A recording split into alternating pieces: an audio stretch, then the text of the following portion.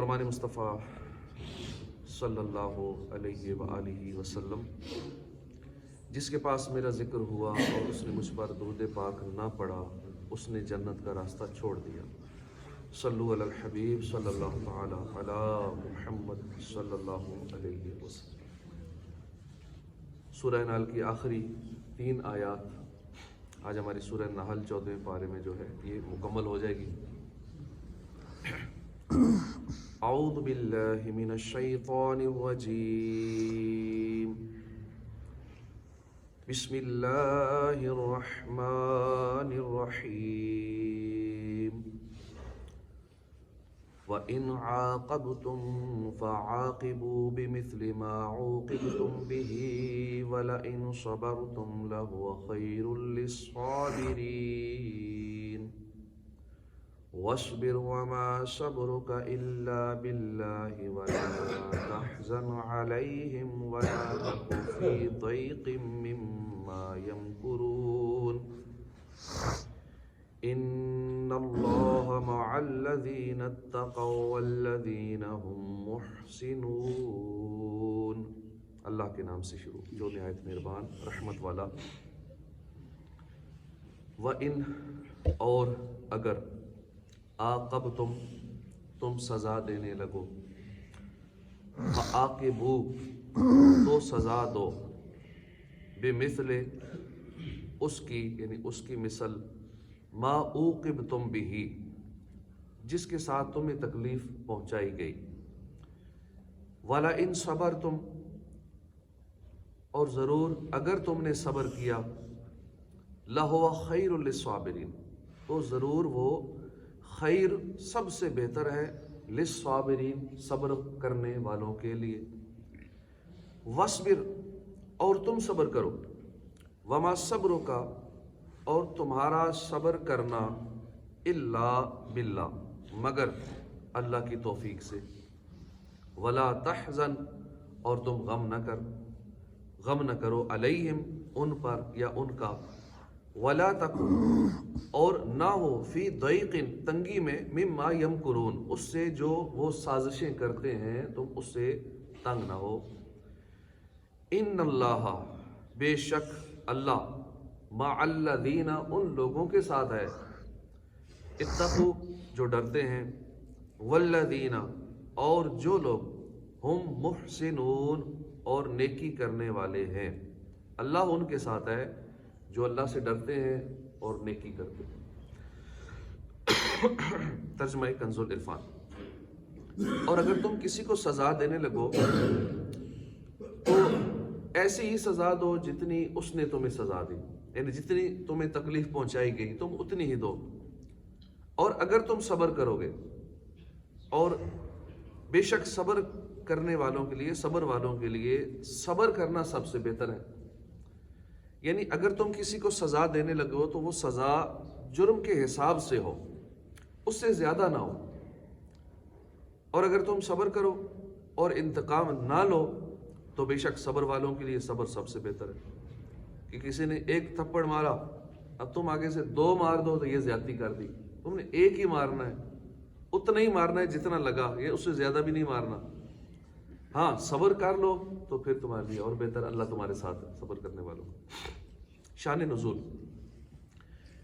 جنگ احد میں کفار نے مسلمانوں کے شہداء کے چہروں کو، شہید ہونے کے بعد چہروں کو زخمی کر دیا، چہروں کو نوچ دیا، پیٹ چاک کر دیے اور بہت بے حرمتی کی، اور پیٹ میں سے اعضاء نکال دیے، پھر اعضاء کو کاٹا جو پیٹ کے اندر سے نکالے۔ اور ان شہداء میں سید الشہداء امیر حمزہ بھی تھے۔ تاجدار رسالت صلی اللہ علیہ وسلم نے جب یہ صورتحال دیکھی تو حضور کو بہت صدمہ ہوا، اور امیر حمزہ کا تو کلیجہ بھی چبایا گیا۔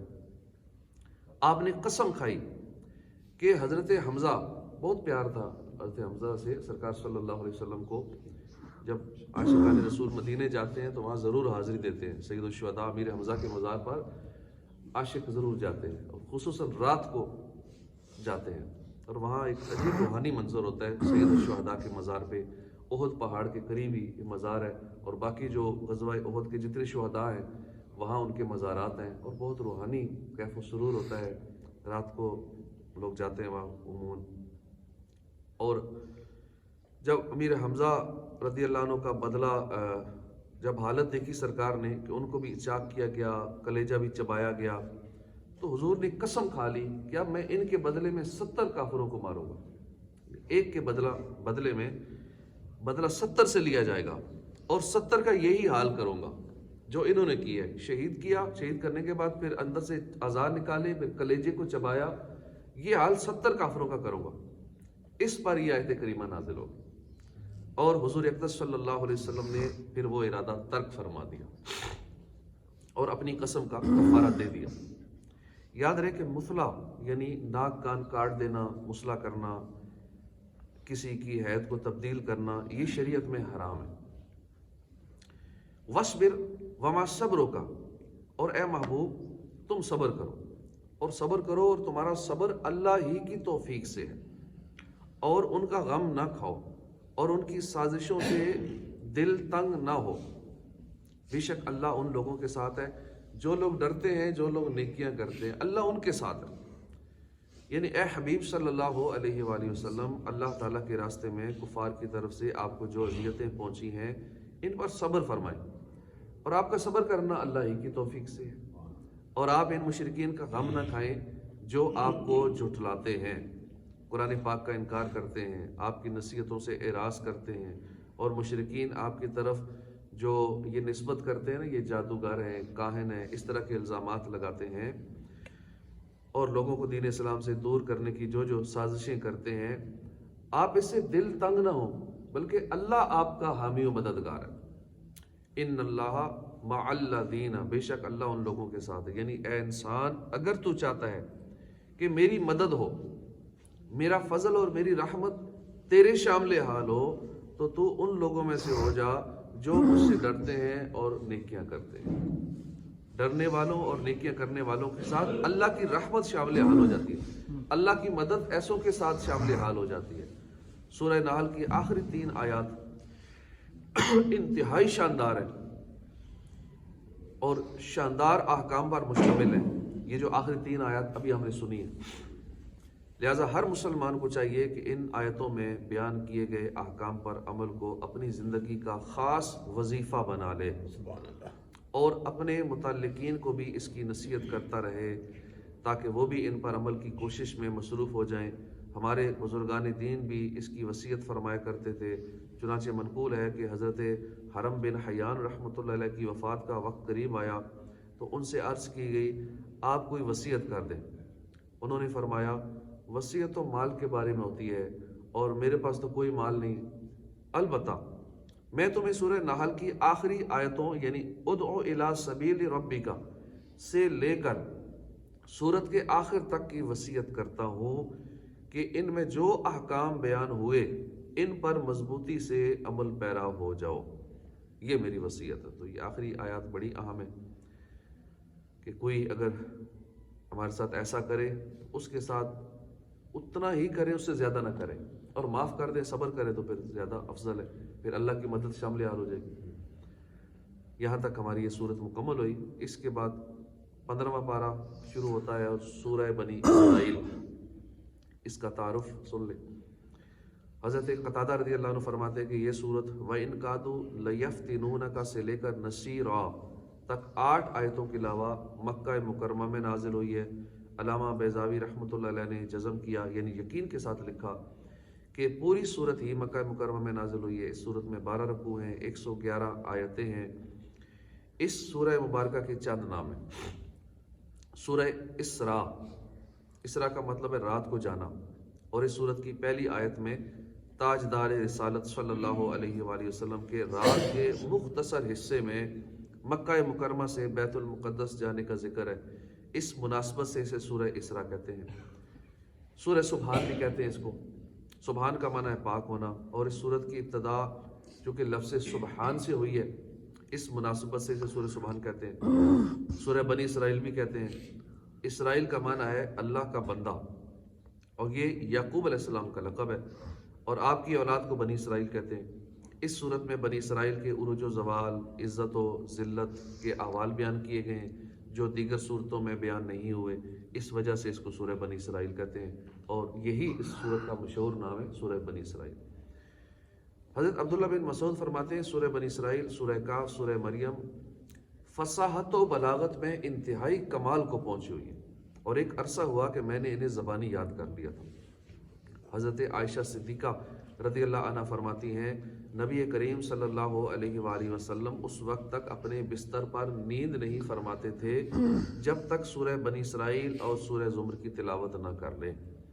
اس سورت کا مرکزی مضمون یہ ہے کہ اس میں دین اسلام کے عقائد جیسے توحید، رسالت، مرنے کے بعد دوبارہ زندہ کیے جانے، قیامت کے دن اعمال کی جزا اور سزا ملنے پر زور دیا گیا ہے، اور اس کے ساتھ ساتھ مشرکین کے کثیر شبہات کا ازالہ کیا گیا ہے۔ اس کی پہلی آیت میں سید المرسلین صلی اللہ علیہ وسلم کے عظیم معجزے معراج کا ایک حصہ بیان کیا گیا کہ تاجدار رسالت صلی اللہ علیہ وسلم رات کے مختصر حصے میں مکہ مکرمہ سے بیت المقدس تشریف لے گئے، اور یہ معجزہ اللہ کی قدرت کی اور بارگاہ الہی میں نبی کریم صلی اللہ علیہ وسلم کی عزت و تکریم کی ایک روشن دلیل ہے۔ بنی اسرائیل کے مفصل حالات بیان کیے گئے، یہ بیان کیا گیا کہ جو نیک اعمال کرے اور سیدھی راہ پر آئے اس میں اس کا اپنا ہی بھلا ہے، اور جو برے اعمال کرے اور گمراہی کا راستہ اختیار کرے اس میں اس کا اپنا ہی نقصان ہے۔ یہ بیان کیا گیا کہ عمل کی مقبولیت کے لیے 3 چیزیں درکار ہیں: نیک نیت، عمل کو اس کے حقوق کے ساتھ ادا کرنا، اور ایمان۔ نیک نیت اور عمل جیسا کرنا ہے ویسے ادا کرنا، اور ایمان، حالت ایمان میں ہی عمل قبول ہے۔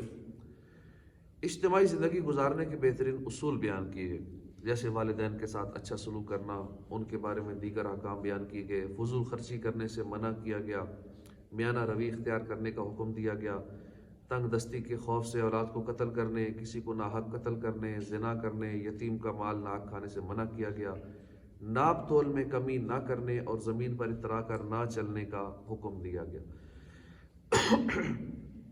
قرآن پاک نازل کرنے کے مقاصد بیان کیے گئے، حضرت آدم علیہ السلام اور فرشتوں کا انہیں سجدہ کرنے والا واقعہ بیان کیا گیا، قرآن پاک کے بے مثل ہونے کو بیان کیا گیا، حضرت موسیٰ علیہ السلام اور فرعون کے واقعے کا کچھ حصہ بیان کیا گیا، قرآن پاک کو تھوڑا تھوڑا نازل کرنے کی حکمت بیان کی گئی۔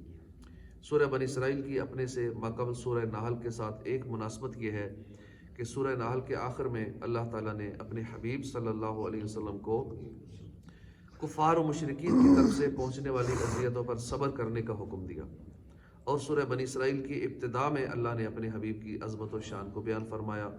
دوسری مناسبت یہ ہے کہ ان دونوں صورتوں میں انسان پر اللہ کے انعامات و احسانات کو بیان کیا گیا۔ تیسری مناسبت یہ ہے کہ سورہ نحل میں بیان کیا گیا کہ قرآن کسی بشر کا کلام نہیں بلکہ اسے اللہ تعالیٰ نے نازل فرمایا ہے، اور سورہ بنی اسرائیل میں قرآن پاک نازل کرنے کے مقاصد بیان کیے گئے۔ انشاءاللہ اس سورت کا ترجمہ اور تفسیر ہم شروع کریں گے اگلے درس میں۔ اللہ پاک ہمیں قرآن پاک سے سچی محبت نصیب فرمائے، اس کو تلاوت کرنے، پڑھنے، سمجھنے کی توفیق عطا فرمائے، آمین بجاہ النبی الامین صلی اللہ علیہ وآلہ وسلم۔